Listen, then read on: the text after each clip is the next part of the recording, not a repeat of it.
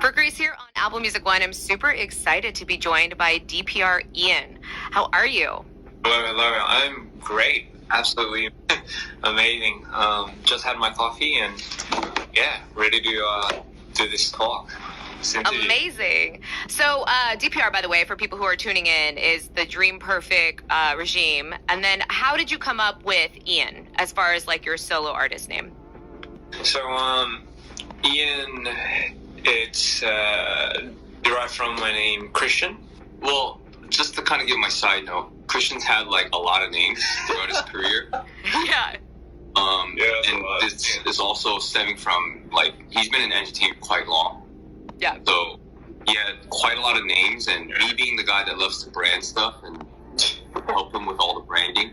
Yeah. Right. We're just like, you're another new identity alias, but let's make this one like officially like the most popular one, so that people can just kind of gravitate towards it. So I cut his name into half, and I was like, IAN sounds a lot better.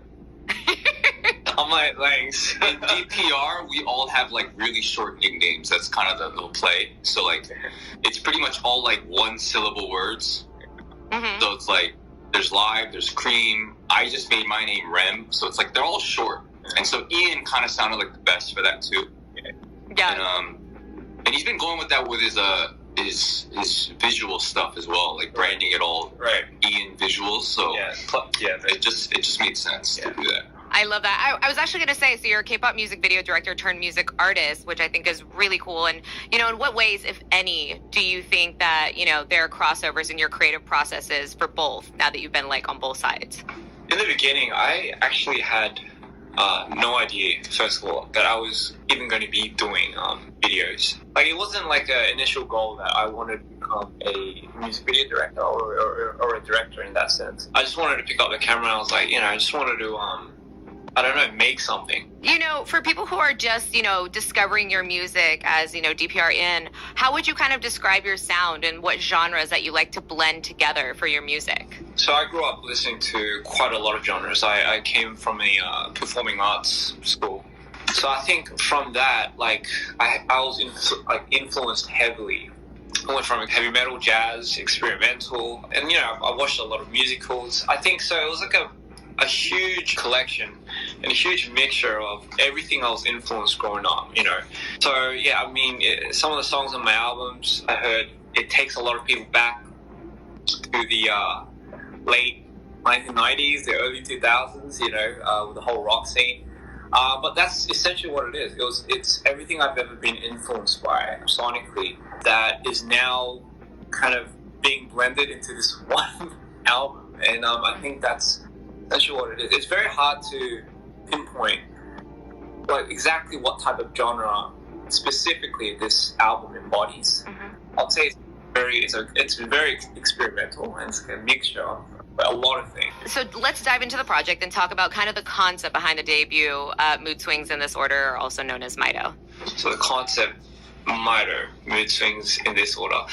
It's funny because when I first wanted to do this album, I had the concept down for sure. It was definitely more about this bipolar disorder I've been fighting like my whole life.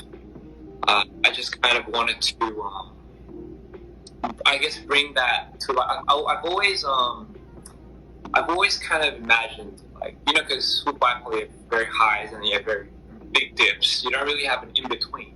Mm-hmm. You feel like you're somebody else. Mm-hmm. For me, anyway, personally, I felt very lost with emotions in general. And me and IAN, we bounce ideas back and forth all the time together. Yeah.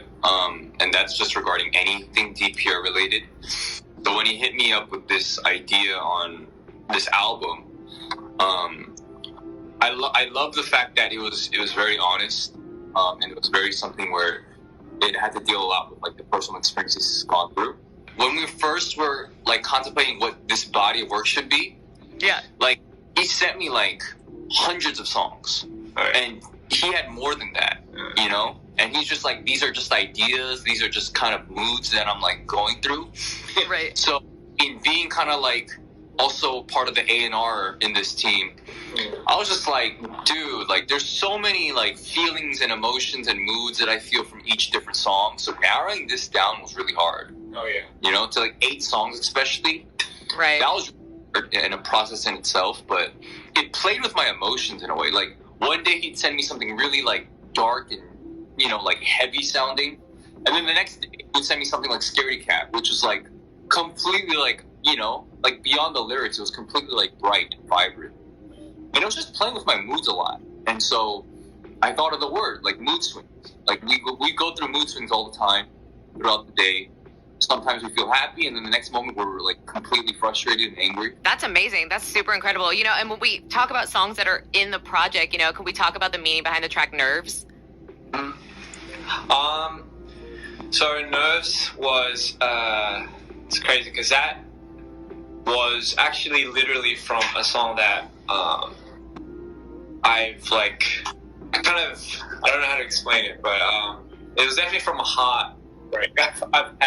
It's been a while since that happened, but for me it was like my very first moment where I kind of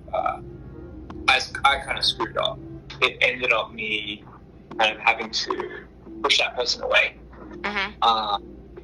And then when I come back from my downs, like I instantly regret it, and it's the worst feeling ever. And Gosh, it's just, yeah.